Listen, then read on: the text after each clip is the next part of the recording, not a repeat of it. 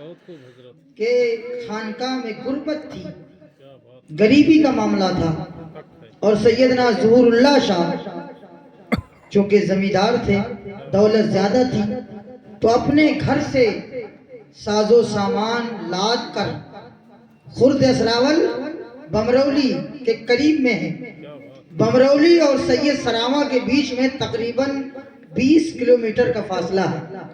وہ علاقہ میرا ہے، میں بخوبی جانتا ہوں۔ اور میں نے جب سنا کہ سیدنا ظہور اللہ شاہ رحمۃ اللہ علیہ کا وہ گاؤں تھا خرد اسراول، تو ایک مرتبہ میں اس گاؤں میں صرف اس نیت سے گیا کہ وہ گاؤں سیدنا ظہور اللہ شاہ کا ہے۔ میں بتانا چاہ رہا تھا کہ آپ اپنے پیر کی بارگاہ میں ساز و سامان لے کر آتے، اور آپ نے یہ خدمت تقریباً 3 سال کی۔ اس کے بعد سیدنا عارف صفی لاہوتی گیسو دراز رضی اللہ تعالیٰ عنہ نے تمام اجازت و خلافت سے آپ کو نوازا، اور پرخاش شریف کی جگہ آپ کو عطا فرمائی۔ آپ کا کمال اس طور پر تھا کہ آپ اللہ کے سچے ولی تھے، اور جب آپ کا آخری وقت آیا تو آپ اللہ کے عشق میں مجذوب ہو گئے تھے، اللہ ہی کو صرف یاد کرتے۔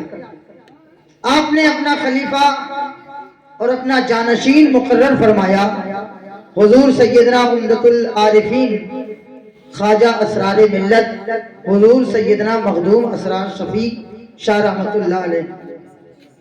یہ بہت بڑے اللہ کے ولی تھے، لیکن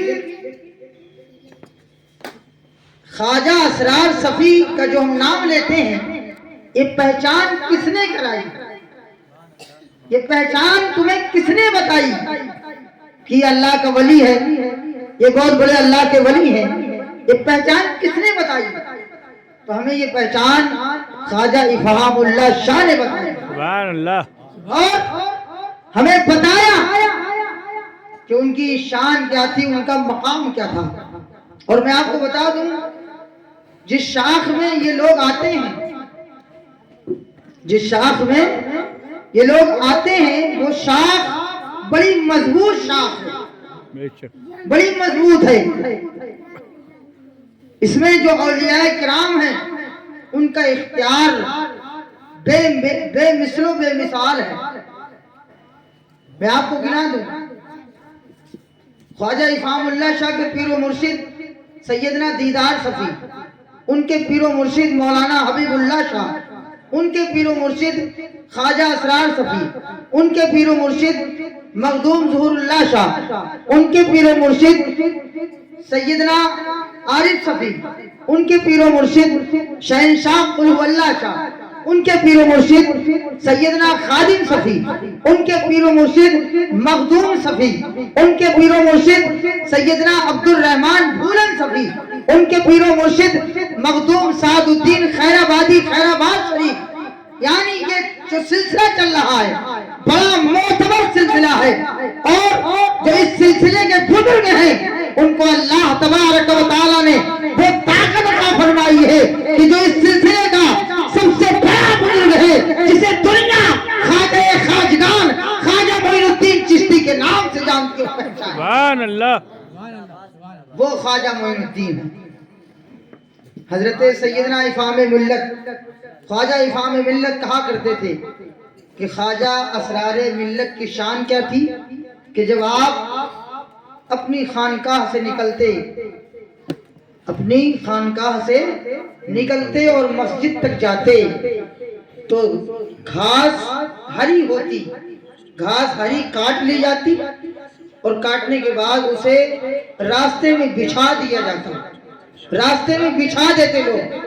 پھر مخدوم خواجہ اسرار صفی شاہ رحمۃ اللہ علیہ کا گزر ہوتا تو آپ ہری گھاس پر چلتے، ہری گھاس پر سے چل کر کے خانقاہ سے مسجد تک جاتے تو ہری گھاس خشک ہو جاتی، ہری گھاس सूख जाती और जब मस्जिद से नमाज पढ़ के अपने घर की तरफ निकलते तो जैसे जैसे आपकी नजर उस सूखी घास पर पड़ती उसमें आग लग जाया करती। चल के बोले सुभान अल्लाह। उनके उर्स में बैठे हो, बेशक। उनके उर्स में बैठे हो जिनकी शान ये है। और अल्लाह तबारक व तआला ने आपको ऐसी बेशुमार करामतें अता फरमाई। ये किसके सदके में हमें मिला? ये जानकारी हमें किसके सदके में मिली? ख्वाजा इफहामुल्लाह शाह के सदके में। अगर वो नहीं बताते तो हम न जानते। फिर ख्वाजा इफहामुल्लाह शाह अलैहि रहमत व रिजवान ने दो बुजुर्गों का उर्स शुरू फरमाया। कितने बुजुर्गों का? दो बुजुर्गों का। एक बुजुर्ग जिसका नाम है सैयदना ख्वाजा ज़ुहूरुल्लाह शाह, उनका उर्स चंदपुर की सरजमीन पर हुआ करता है जहाँ पर ख्वाजा ई खानकाह इफहामिया मौजूद है, जिसकी जो है सरपरस्ती जो है हाफिज तुफैल साहब करते हैं, जो अब्बा हुजूर की जो है खानकाह है। वहाँ पर सैयदना ज़ुहूरुल्लाह शाह का उर्स मनाया जाता है। और जब बात नरौली शरीफ की आती है तो यहाँ पर सैयदना असरार सभी का उर्स मनाया जाता है। बेशक सुभान अल्लाह। दो बुजुर्गों का उर्स ख्वाजा इफाम मिल्लत के मौजूदगी में हुआ करता था। अल्हम्दुलिल्लाह आज वही उर्स हो रहा है और इंशाअल्लाह सुबह क़यामत तक ये उर्स होते रहेंगे। एक उर्स वहाँ होगा, एक उर्स यहाँ होगा। ऐ इफाम मिल्लत के मुरीदों, आप खुशनसीब हैं कि सैयदना ज़ुहूरुल्लाह के फयूज़ व बरक़ात से मालामाल होते हैं। और वहाँ से आने के बाद जब आप नरौली में आते हैं तो सैयदना असरार सफी मियां के फयूज़ व बरक़ात से आप मालामाल होते हो नजर आते हैं। बेशक सुभान अल्लाह। आपको एक बात और बता दूं कि इन्हीं दोनों के बीच में इन दोनों का उर्स किसने मनाया? इफाम मिल्लत ने मनाया। मचल के बोले सुभान अल्लाह। ये दोनों उर्स किसने मनाया? इफाम मिल्लत। जोर से बोले इफाम मिल्लत ने। इफाम मिल्लत ने मनाया।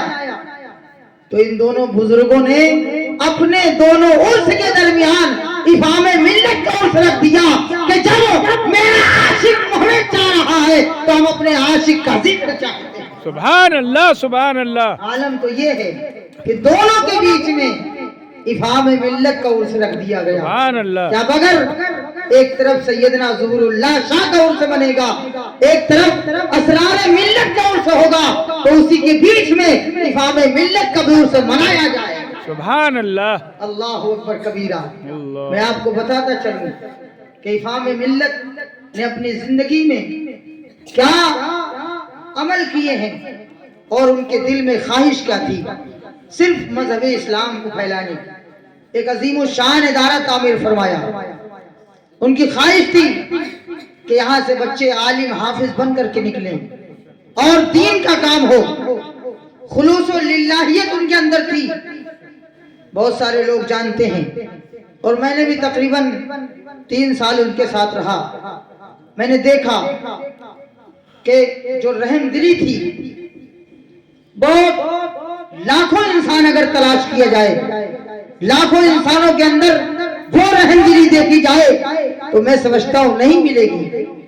वो चूतो सखा किसी के अंदर जल्दी से नहीं मिलता है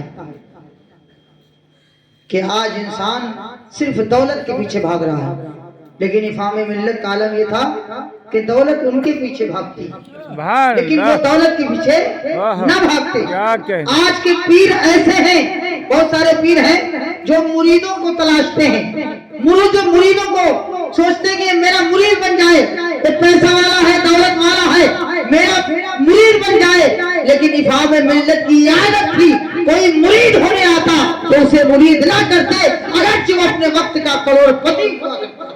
पहले चक्कर लगाते लोग, सोचते कि हम मुरीद होना चाहते हैं, तब कहीं जाकर के बहुत दिनों में नंबर आता। और जो फिर मुरीद हो गया, अगर वो सच्चा मुरीद है तो फिर वो मैं समझता हूँ कि अच्छा मुरीद है और वो दीन से मोहब्बत करता है। और जो सच्चा मुरीद नहीं हुआ, मैं नहीं समझता हूँ कि फिर वो सच्चा मुरीद होगा और सच्चा दीन पर चलने वाला होगा। जो सच्चा मुरीद बन गया, एक शेर पढ़ते थे अब्बा हुजूर, जो तनी से पी के बहक गया, उसे मैं कदा से निकाल दो, جو تنی سے پی کے بہہ گیا اسے میں قدا سے نکال دو، یہاں کم ضرب کا کام نہیں، یہ دیار بندہ نواز۔ بے شک اللہ یا رسول اللہ۔ میرے بھائی اور دوستو، میں آپ کو بتاؤں افہام ملت نے بڑی محنت و مشقت فرمائی اور دین متین کی خدمت کے لیے بڑے کارنامے انجام دیے۔ آپ کا مدرسہ موجود ہے، آپ نے نرولی شریف کے چاروں طرف مزار شریف بنوائی۔ آپ شمال میں دیکھیں تو سیدنا مخدوم جلال الدین شاہ، پورب میں دیکھیں تو پیر زاہد شاہ، مغرب میں دیکھیں تو حاجی فخر الدین شاہ، جنوب میں دیکھیں تو پیر قاسم شاہ، بزرگوں کے جو ہے مزارات ہیں، اور اللہ تبارک و تعالیٰ نے انہی لوگوں کی برکت سے افہام ملت کو جو مقام و مرتبہ عطا فرمایا ہے وہ تاریخ سے مٹ نہیں سکتا ہے۔ سبحان اللہ۔ آپ کی جب پیدائش ہوئی، میں نے بارہا سنا کہ آپ کی جب پیدائش ہوئی تو آپ کو ولایت یعنی بچپن سے حاصل تھی، آپ اللہ کے ولی بچپن سے تھے، لیکن ایک خلافت کو حاصل کرنے کے لیے آپ پرخاش شریف گئے۔ کہاں گئے؟ پرخاش شریف گئے، اور آپ نے تقریباً 14 سال یا 12 سال رہ کر کے اپنے پیر کی خدمت کی۔ آپ کے پیر کا نام ہے حضور سیدنا اصحاب ملت اصحاب علی عرف سیدنا دیدار صفی شاہ رحمۃ اللہ علیہ۔ آپ ان سے بے پناہ محبت کرتے، جب کوئی ذکر کرتا، اور محبت کا یہ تقاضا ہے۔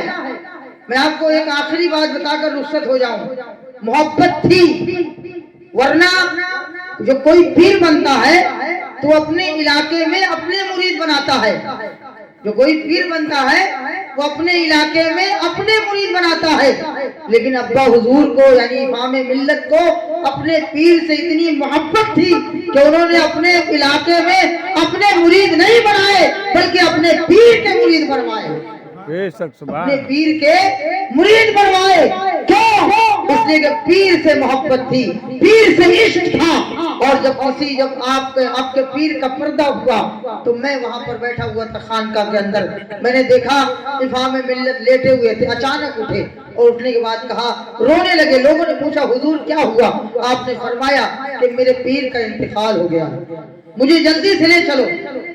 یقین آپ مانیں کہ پیر کے انتقال کے بعد آپ کی وہ حالت ہو گئی کہ لوگوں نے کہا کہ آپ کی طبیعت خراب ہوتی جا رہی ہے، کوئی کیا سمجھے گا، کوئی کیا سمجھے گا۔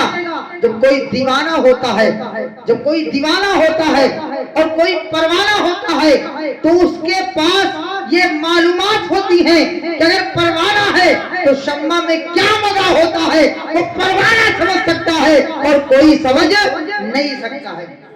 ایک پروانہ تھا اور ایک مکھی تھی، مکھی نے پروانے سے کہا میں بھی شمع سے محبت کرتی ہوں، میں بھی زور سے بولیں میں بھی شمع سے محبت کرتی ہوں۔ تو پروانے نے کہا جاؤ دیکھ کر آؤ شمع کیسے جل رہی ہے، جاؤ دیکھ کر آؤ شمع کیسے جل رہی ہے۔ مکھی گئی، دیکھ کر آئی، اور دیکھ کر آنے کے بعد کہا شمع جل رہی ہے۔ پروانے نے کہا تو شمع پر فدا ہی نہیں، تو شمع پر فدا ہی نہیں ہے، اگر تو شمع پر فدا ہوتا تو شمع جلتی ہوتی اور تو واپس ہو جاتا، ایسا ہو ہی نہیں سکتا ہے۔ تو جو اللہ کا ولی ہوتا ہے کسی کا محبوب ہو جاتا ہے، کسی کا عاشق ہو جاتا ہے، وہ اپنے معشوق کے عشق میں لوٹا نہیں کرتا بلکہ چل کر کے راہ ہو جایا کرتا ہے۔ اور یہی بزرگوں کی علامت ہوتی ہے کہ جب وہ اپنے محبوب سے محبت کرتے ہیں تو بے پناہ محبت کرتے ہیں، جیسا کہ سیدنا صدیق اکبر رضی اللہ تعالیٰ عنہ نے حضور سے محبت کی تو صاحب نے بارہا کہا اے ابو بکر صدیق اپنے پاؤں کو ہٹا لے، لیکن محبت کا تقاضا یہ تھا جان جائے تو جائے لیکن صدیق تیرا پیر ہٹ نہیں سکتا ہے۔ تو جب کوئی ایسی محبت کرتا ہے تو پھر اسے اللہ بقا کی زندگی عطا فرماتا ہے۔ امام ملت نے ہمیں اور آپ کو سوارا اور خانقاہ افہامیہ میں ایک عظیم الشان عرس مبارک منانے کے لیے ہمیں سکھایا کہ ہم اسرار ملت کا عرس منائیں اور اسرار ملت کا ہم عرس منا رہے ہیں۔ حضور خواجہ افہام ملت کی آخری نصیحت میں آپ کو بتا دوں، انہوں نے کہا کہ جو میرا سچا مرید ہوتا ہے وہ نمازوں کا عادی ضرور ہوتا ہے۔ بے شک اس لیے میں اس اسٹیج سے آپ کو پیغام دینا چاہتا ہوں کہ اے افہام ملت کے مریدوں، آپ جہاں بھی رہیں نماز کا اہتمام ضرور کریں، کیونکہ آپ کے پیر نے نماز کبھی نہیں چھوڑی، تو آپ بھی نماز نہ چھوڑیں اور خاص کر نماز با جماعت پڑھیں، کیونکہ حضور حافظ ملت فرماتے ہیں نماز جماعت کے ساتھ ہی نماز ہے۔ اگر آپ جماعت کے ساتھ نماز نہیں پڑھتے ہیں تو آپ کو صرف ایک نماز کا ثواب ملے گا، لیکن اگر آپ جماعت کے ساتھ نماز پڑھیں گے تو اللہ رب العزت آپ کو 21 نمازوں کا ثواب عطا فرمائے۔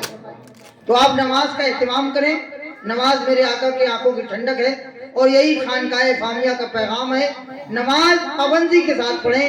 اللہ رب العزت کی بارگاہ میں دعا ہے رب کریم ہمیں خانقاہ افہامیہ دیداریہ کے فیض و برکات سے مالا مال فرمائے اور اپنے پیر سے سچی محبت عطا فرمائے۔